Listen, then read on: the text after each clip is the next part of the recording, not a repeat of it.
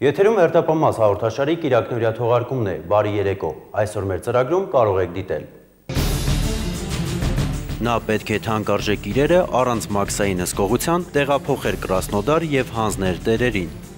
Քննությունը սկսված է 15 րոպե և 10 հարց, հարցերը վերաբերում են ճանապարհային ոստիկանության, երթևեկության, անվտանգությանն ու կանոններին։ Օտարահունչ ազգանունով մեր հայրենակիցը փաստորեն հաջողել էր երիտասարդ բրիտանուհու գութը շարժել։ Որպես ոսկի գնորդին էր տվել դեղին մետաղից պատրաստված զարդեր ու վերցրել $3000։ Մեր հաղորդման մեջ հաճախ են օգտագործվում օպերատիվ նկարահանումներ։ Օպերատիվությունն ու դիտարժանությունը ապահովելու համար ստիպված ենք լինում հեռարձակել նաև սիրողական կադրեր, բայց առաջին անգամ է, որ տեսանյութում տեղ են գտնում հարսանիքում կատարած նկարահանման դրվագներ։ Փետրվարի 12-ին հարսանյաց սրահը լի էր մարդկանցով, հարսանիք էր, ուրախություն, խնդություն, ավելին, ամեն կողմից հավաքվել էր բազմություն։ Հետո պարերով տրվող նվեր ծրարներ, իհարկե նաև օպերատոր, որի մտքով էլ չէր անցնի, թե իր նկարահանումը մի օր ցուցադրվելու է ոստիկանական հեռուստահաղորդման մեջ։ Ուշադրություն դարձրեք մատուցողին, իսկ մենք օգտվելով առիթից շնորհավոր ենք նորապսակներին եւ մաղթենք, որ հանդիսության ժամանակ կատարվածը նրանց համատեղ կյանքում լինի վերջին թարսությունը։ Նրանց համար թարսությունը Մալաթիայի ոստիկանների համար գողություն էր, որ բացահայտվեց օպերատիվ տվյալներն իրացնելիս։ Հարսանյաց սրահի մատուցող Գառնիկ Մանուկյանը բերվեց բաժին, որտեղ էլ փաստերի ճնշման ներքո խոստովանեց արարքը։ Ծրարը տարան, տվեցին հարսնփեսային, ես էլ տեսա, որ մարդ չկար, անձեռնոցիկով ծալեցի, բերեցի դրեցի կրպանս։ Ճնշող փաստերից մեկն էլ նկարահանումն էր։ Կրկնենք, ահա այն կադրը, երբ մատուցողը ինքնագլուխ թեյավճար է վերցնում, այն էլ ինչ չափի։ 320,000։ Գումարը փոքր չէր, եւ ոստիկանները փորձեցին պարզել դրա միջակատագիրը։ Գումարը 200,000 սպառնեցին, որ ես տամ իրանց, կեսն է ծախսել, կեսն է կորել է։ Հուսանք, որ այս միջադեպը չի խաթարի հարսանյաց թագուպսակի խորհուրդը, իսկ գողության փաստի արդիվ հարուցված քրեական գործով նախաքննությունը շարունակվում է։ Այժմ հարսանիքից անցնենք ծննդյան տոնակատարության։ Խոսքը կրկին գողության մասին է, բայց այս անգամ ցավոք օպերատիվ ու սիրողական նկարահանումներ չկան, ստիպված ենք բավարարվել եղածով։ Մղջան գյուղի անչափահաս բնակիչ Գրիգոր Գրիգորյանը փետրվարի 8-ին դարձավ 17 տարեկան։ Հաջորդ օրը հարազատներից շատերը եկան Գրիգորին շնորհավորելու։ Չնայած անչափահասությանը, Գրիգորը մի քանի բաժակ խմեց ու հարբեց, եւ ինչպես հետագայում ասում էր, այդ օրից ոչինչ չէր մտաբերում։ Դատարկվող բաժակներին զուգահեռ Գրիգորը լարվում էր, բայց դա կապված չէր բարեմաղթանքների հետ։ Պարզապես հանցավոր մտատանջության մեջ էր։ Քիչ անց Իլուր ամենքի հայտարարեց, թե գնում է Երևան։ Այդ օրը գնացել եմ Հորքրից մեքենայի մեջից վերցրել եմ բանանիները, գնացել եմ հորքրից տուն, բացել եմ դուռը, վերցրել եմ իրենց տնից ապրանքները ու եկել եմ տուն ծնունդս նշելու։ Այդպես մի քանի ժամով բացակայելով հորաքրոջ տնից վերադարձավ Գողոնով ու շարունակեց լսել իրեն ուղված մաղթանքները։ Անչափահասի լարվածությունը փոխարինվել էր ցրվածությամբ, որը պահպանվեց մինչ այն պահը, երբ հորաքույրը գնալով տուն նկատեց կորուստը։ Բնականաբար այդ մասին իմացան բոլորը։ Օրեր անց Գրիգորը ստիպված էր վերադարձնել զարդերը։ Փետրվարի 27-ին օպերատիվ տվյալներն իրացնելիս ոստիկանության բաժին բերման ենթարկեցինք Հարատի մարզի Մղջան գյուղի բնակիչ անչափահաս Գրիգոր Գրիգորյանին, որը խոստովանեց, որ նշված գողությունը կատարել է ինքը։ Ոստիկանության Արտաշատի բաժնում անչափահասը պատմեց գողության մանրամասները։ Իրանք շինարարություն անում, ես իրենց տանն եմ մնացել, գիտեի, տեսել էի որտեղ է։ Հետո արարքին տվեց ինքնադատապարտող գնահատական։ Շատ վատ բան եմ արել, հասկացել եմ իմ սխալը, այլ չեմ անի տես բան կյանքում։ Գրիգոր Գրիգորյանը ստորագրությամբ բաց է թողնվել, կատարվում է նախաքննություն։ Մարտի 2-ին նկարանող խումբը մեկնեց ոստիկանության Զվարթնոց օդանավակայանի գծային բաժին։ Բաժնի ոստիկանները բացահայտել էին մաքսանենգություն։ Հասանք այն պահին, երբ ոստիկանները մեկիկ հաշվառում ու գրանցում էին սեղանին փռված զարդեղենը։ Կային նաև փաթեթներ, որ դեռ չէին բացվել։ Փաթեթների վրա պարզորոշ կարդացվում էին անուններ։ Ոստիկանության Զվարթնոց օդանավակայանի գծային բաժնում ստացված օպերատիվ տվյալներն իրացնելիս ոստիկանության գծային բաժին բերման է ենթարկվել Երևան Կրասնոդար չվերթի բորտուղեկցորդուհի Լուիզա Եղիազարյանը, որի ձեռքի պայուսակի միջից հայտնաբերվել է թվով 6 հատ փաթեթներ, որոնց միջից հայտնաբերվել է մեծ քանակությամբ ոսկյա զարդեր թանկարժեք քարերով։ Ըստ Լուիզա Եղիազարյանի, նա պետք է թանկարժեք իրերը առանց մաքսային հսկողության տեղափոխեր Կրասնոդար եւ հանձներ տերերին։ Հարցին այդ ծառայության համար պարգևավճար խոստացել էին, Եղիազարյանը դժվարացավ հայերեն պատասխանել։ Ну да, вознаграждение некоторое.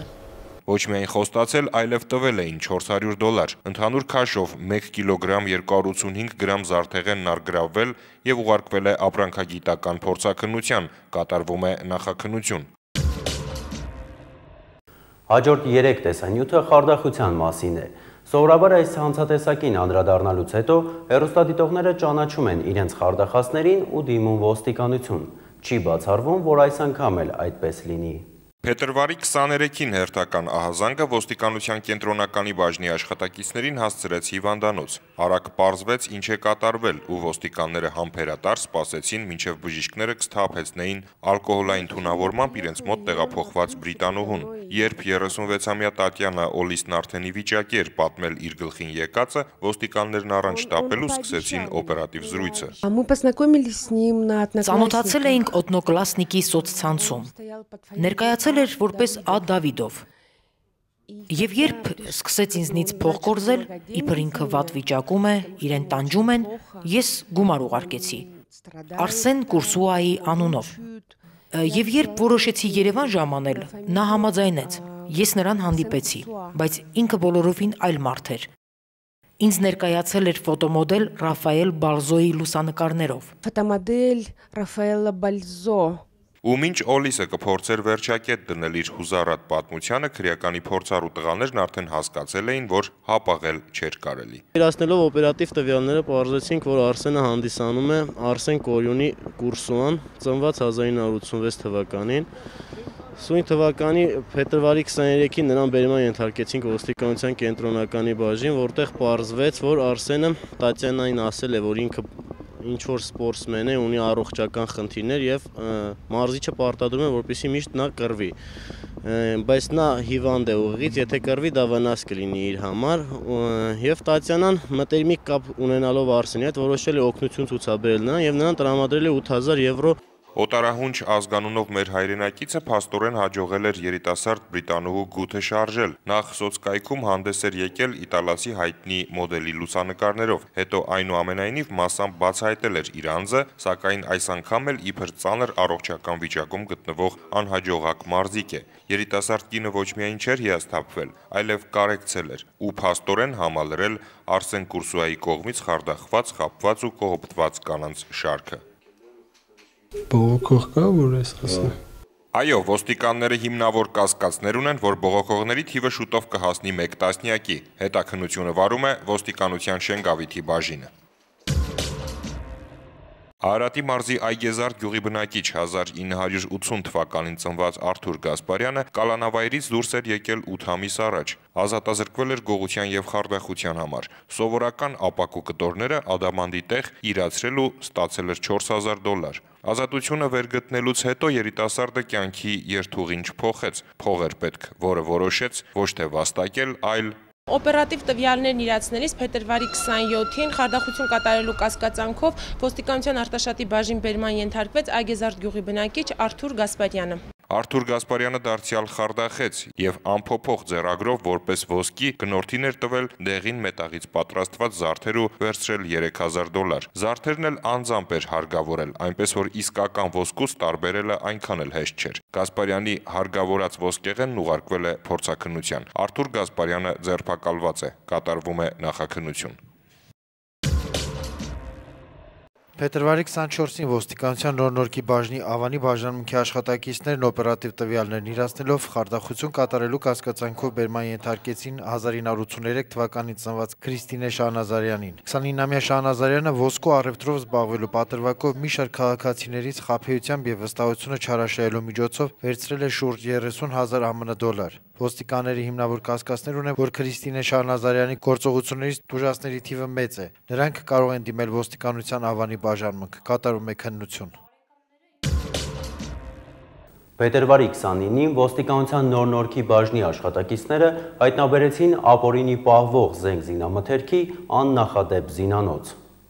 Զինանոցը գտնվում էր Նոր-Նորքի երկրորդ զանգվածում։ Դեպքի վայր մեկնեց օպերատիվ քննչական խումբը, ժամանեց ոստիկանության պետ գեներալ լեյտենանտ Վլադիմիր Գասպարյանը։ Ոստիկաններն իրացնելով ստացված օպերատիվ տեղեկությունները խուզարկություն են կատարել 1965 թվականին ծնված Արշավիր Կարապետյանին պատկանող Մոլդովական փողոցի 12 հասցեում գտնվող կաթսայատանեկից շինությունում, որտեղից հայտնաբերվել է առանց պահունակի ԱԿ տեսակի 12 ինքնաձիգ, 1 ինքնաձիգ անընթեռնելի գրառումներով, օպտիկական նշանառության սարքով, 7.62 մմ տրամաչափի SVD տեսակի դիպուկահար հրացան, 6 ձեռքի գնդացիր, հաստոցային 4 գնդացիր, 7.62 մմ տրամաչափի գնդացրի 2 փող, 5 նռնականետ, հակատանկային նշանակետի 3 հրթիռ, ԱԿ տեսակի ինքնաձիգի ենթափողի նռնականետ, հակատանկային մոն 50 տեսակի 11-ական, մետաղյա տուփով 703 հրապատիչ դետոնատոր, 7 պայթուցիչ, ծխախոտի տուփի մեջ անհայտ ծագման էլեկտրոնային սարք, հակատանկային նռնակ, RG տեսակի 5 նռնակ, F1 տեսակի 50 նռնակ, բոլորն էլ առանց պայթուցիչների, 8 էլեկտրադետոնատոր, 4 դետոնատոր պայթուցիչ քուղերով, 1 պարկ պայթուցիչ, 31 զարկան, հոսանքի փոխանցման 1 մեխանիզմ, գլանաձև տրոտիլային 64 գլանակ, 62 հատ տրոտիլային զանգված 400 և 200 գրամ, լսող սարք ականջակալով, ռադիոընդունիչ 3 գլխիկներով, տարբեր տրամաչափի 5273 փամփուշտ, փամփշտաշղթայի 19 կտոր, 17 երկաթյա փակ տուփ, 2 կիսաբաց մետաղյա տուփ, որոնցից մեկում առկա են 20, իսկ մյուսում 28 տուփ, 5.45 մմ տրամաչափի փամփուշտներ, 2 փակ տարապայթուցիչներով, լիցքավորված 32 փամփշտատուփ, 30 փամփուշտներով, մետաղյա պահունակ 7.62 մմ տրամաչափի 498 փամփուշտով, մարդու ուրվապատկերով և 6-10 թվանշաններով 27 թիրախ։ Հայտնաբերվածն ուղարկվել է փորձաքննության։ Ոստիկանները շարունակում են ակտիվորեն աշխատել նախկինում կատարված հանցագործությունների բացահայտման ուղղությամբ։ Հերթականը բացահայտել էին Արաբկիրի ոստիկանները։ 2009 թվականի ապրիլի 22-ին ժամը 05-ի սահմաններում Մայրաքաղաքի Մամիկոնյանց 48 հասցեում գործող գրասենյակում ավազակային հարձակում էր կատարվել։ Գործել էին 3 հոգով։ Մեկ եկավ, թե ես դուրս գնում եմ դուրը բացի։ Ես էլ դուրը բացեցի, այդ ժամանակ մեկը պիստոլետ ինձ վրեզ դեմ տվեց, ու ասեց շուռ արի, ձեռքերդ հետև չխոսած, չդիմադրես, բանկակրակեմ եւ այլն, ու բարձացի վերև աշճանները։ Բարձացին 4-րդ հարկ, պատին դեմ տվեցին, կապեցին սկոչով, գլխից հագեցին սև գույնի, ասպես նազը որ հագնում ա դրանից, որ ես բան չտենամ։ Ու իրանք սկսեցին իրար մեջ շուկով խոսալ,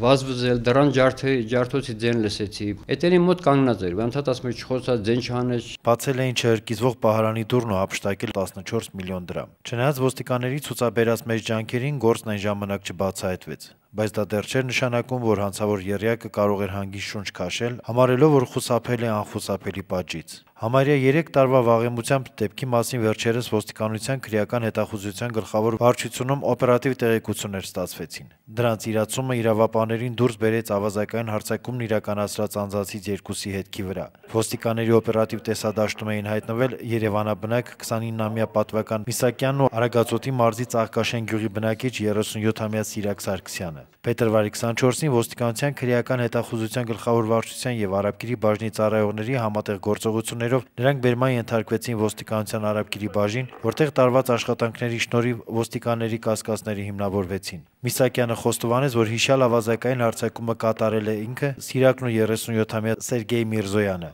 Պատվական Միսակյանն ու Սիրակ Սարգսյանը կալանավորված են։ Ձեռնարկում են միջոցառումներ Սերգեյ Միրզոյանին հայտնաբերելու ուղղությամբ։ Նախաքննությունը շարունակվում է։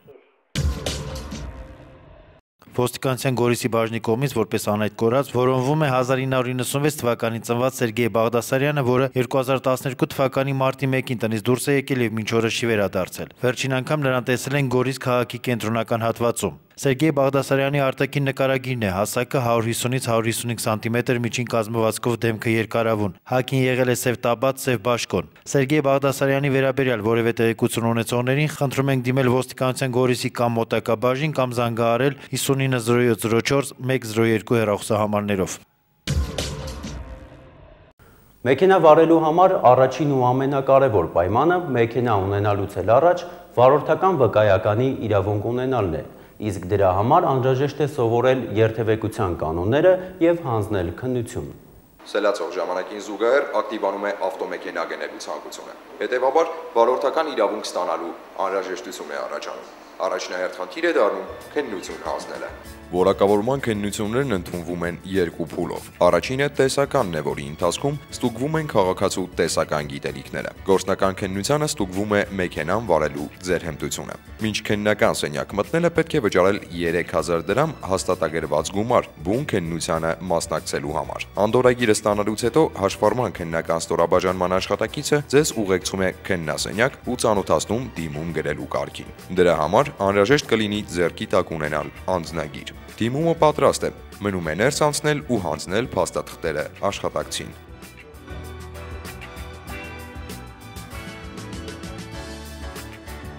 Անդորրագիրը ստուգելուց հետո օպերատորը ճշտում է արդյոք դուք հաշվառված չեք որևէ բժշկական հաստատությունում եւ արդյոք չունեք առողջական լուրջ խնդիրներ։ Ամեն ինչ ճիշտ է եւ դուք մոտենում եք համակարգչին։ Բաժանմունքի աշխատակիցը ծանոթացնում է ծրագրին։ Քննությունը սկսված է 15 րոպե եւ 10 հարց։ Հարցերը վերաբերում են ճանապարհային երթևեկության անվտանգությանն ու կանոններին։ Մկնիկի մի քանի շարժում եւ դուք հանձնեցիք քննությունը։ Արդյունքը համարվում է դրական, եթե քննությունը հանձնողը հարցերի առնվազն 90%-ին տվել է ճիշտ պատասխաններ։ Դրական կլինի արդյունքը, թե բացասական, կախված է բացառապես ձեր իմացությունից։ Հիշեցնենք, որ բացասական արդյունքի դեպքում կարող եք վերահանձնել քննությունը։ Բոլոր աշխատանքային օրերին ժամը 10-ից 13-ը Երևանի թիվ 1 հաշվառման քննական բաժանմունքում։ Տեսական քննությունը հաջողությամբ հանձնելուց հետո ձեզ կհայտնեն գործնական քննության օրը։ Տեսական քննության հարցաշարին կարող եք տեղեկանալ 3w.police.am կայքեջում։ Քննություններին լավ պատրաստվեք։ Եղեք տեղեկացված եւ իմացեք ձեր իրավունքները։ Փետրվարի 25-ին ԵԱՀԿ-ի իրավական հետազոտությունների ազգային կենտրոնի եւ ոստիկանության համատեղ ոստիկանության բաց դռների օր ծրագիրը շարունակություն ունեցավ Արարատի մարզում։ Միջոցառումներն անցկացվեցին ոստիկանության Արտաշատի բաժնում, որտեղ հյուրընկալվել էին թիվ 5 դպրոցի աշակերտները։ Միջոցառման մասնակիցներին ողջույնի խոսքով դիմեց ԵԱՀԿ-ի ռազմաքաղաքական հարցերով պատասխանատու Լիլիան Շալարուն, ԻԱՀԿ նախագահ Տիգրան Երանոսյանը եւ ոստիկանության Արարատի մարզային վարչության պետի տեղակալ ոստիկանության գնդապետ Եգոր Անտոնյանը։ Աշակերտներին ներկայացվեցին ոստիկանության բաժնի ընդհանուր կառուցվածքն ու գործունեությունը, ինչից հետո նրանք շրջեցին բաժնում, ծանոթացան հերթապահ մասի աշխատանքին, նրանց ցուցադրվեցին ոստիկանության անհատական պաշտպանության միջոցներ, հատուկ միջոցների որոշ տեսակներ։ Շատ մեծ տպավորություն եմ ստացել մասնակցելով այս միջոցառմանը։ Ես արդեն ինքս կողմնորոշվել եմ, ճիշտն ասած, ինչ գծով կգնամ։ Շատ հետաքրքիր է ու ես պատրաստում եմ, ոնց ասեմ, ավելի շատ համագործակցել ոստիկանության հետ, շատ դուր եկա ինձ։ Ցուցադրվեցին նաև ոստիկանության ավտոտրանսպորտային միջոցները, ապա աշակերտները եղան բաժանմունքներում, որտեղ պատասխանատուները զրուցեցին նրանց հետ, պատասխանեցին հարցերին։ Այս միջոցառումով երեխեքը բոլորը հասկացան, որ ոստիկանությունը հիմնասյունն է, հիմնակարն է այս պետության ներքին կայունության պահպանման եւ չի բացառում, որ նրանցից յուրաքանչյուրը ձգտի դառնալ ոստիկան եւ փոխարինի մեր հին աշխատակիցներին։ Ծրագրի փորձագետները աշակերտների համար անցկացրին նաև սեմինարներ ոստիկանության գործունեության, մարդու շահագործման, թմրամոլության եւ կոռուպցիոն հանցագործությունների թեմաներով։ Նույն թեմաներով բաժանվեցին բուկլետներ։ Անցկացվեց նաև մասնագիտական ճանաչողական բնույթի խաղ, որի ընթացքում աշակերտները ամրապնդեցին ոստիկանության կոչումների իրենց իմացությունը։ Միջոցառման ամփոփումից հետո աշակերտներին հանձնվեցին հուշանվերներ։ Ոստիկանության քրեական հետախուզության գլխավոր վարչության անչափահասների գործերով ծառայության աշխատակիցների առօրյան դարձել է բազմազբաղ, լի տարբեր միջոցառումներով։ Միայն այս շաբաթ կազմակերպվել է մոտ 1 տասնյակ հանդիպում դպրոցականների մասնակցությամբ։ Անդրադառնանք մի քանիսին։ Ոստիկանության ու կրթության և գիտության նախարարության համատեղ միջոցառումը փետրվարի 28-ին էր, հերթականը։ Ոստիկանության քաղաքականությունն է առավել բաց լինել հասարակության առաջ, առավել հասկանալի, հետևաբար և ընկալելի։ Երևանի տարբեր ավագ դպրոցներից 30 աշակերտ այցելեցին ոստիկանության պարեկապահակետային ծառայության գունդ։ Պատանիներն ու աղջիկները ծանոթացան ծառայության աշխատանքներին ու մեթոդներին, առանձնահատկություններին, հետաքրքրությամբ ուսումնասիրեցին ավտոմեքենաներն ու տեխնիկական միջոցները, հետևեցին շարային պատրաստականության ձևերին, առանց զենքի կիրառվող ինքնապաշտպանության հնարքներին։ Գնդի ուսումնական հրաձգարանում աշակերտները ծանոթացան, նաև կրակեցին ուսումնական զենքերից։ Այնուհետև ակումբում ցուցադրվեց գնդի աշխատանքը լուսաբանող տեսաֆիլմ։ Վերջում զրույցի ժամանակ գնդի ղեկավարներն աշակերտներին բացատրեցին ոստիկանության պարեկապահակետային ծառայության նշանակությունը, ոստիկան քաղաքացի հարաբերությունները սերտացնելու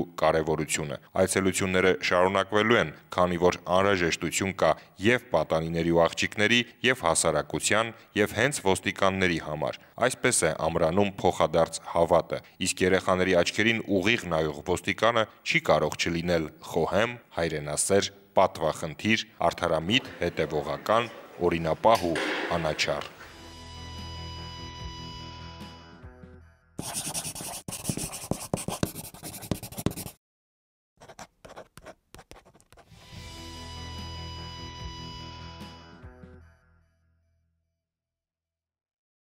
Հայաստանի Հանրապետության ոստիկանության պետ գեներալ լեյտենանտ Վլադիմիր Գասպարյանի, ոստիկանության քրեական հետախուզության գլխավոր վարչության անչափահասների գործերով բաժնին տրված հանձնարարականի համաձայն ոստիկանությունը կրթության եւ գիտության նախարարության, շահագրգիռ նախարարությունների ու գերատեսչությունների հետ համատեղ հանդիպումներ է կազմակերպում հանրապետության տարածքում գտնվող ուսումնական հաստատությունների սովորողների հետ։ Աշխատանքային խումբը փետրվարի 29-ից մարտի 2-ն այցելեց Կոտայքի մարզ։ Խումբը հյուրընկալվեց Աբովյան քաղաքի թիվ 1 միջնակարգ դպրոցում։ Աշակերտները խմբի անդամներին ուղեցին իրենց հետաքրքրող հարցերը։ Նրանք ցանկանում էին տեղյակ լինել իրենց իրավունքներին ու պարտականություններին, գործող օրենքներին ու դրանց խախտման դեպքում նախատեսված պատասխանատվության ձևերին։ Միջոցառման պատասխանատուները հանդիպեցին նաև Գառնի գյուղի, Եղվարդ եւ Հրազդան քաղաքների ավագ դպրոցների աշակերտների հետ։ Հանդիպումների նպատակն է նպաստել անչափահասների իրավագիտակցության բարձրացմանը, ծանոթացնել նրանց ոստիկանության դերին ու նշանակությանը